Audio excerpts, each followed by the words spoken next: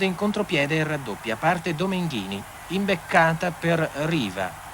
Zorlini devia la traiettoria della palla col braccio, è rigore. Il sinistro di Riva.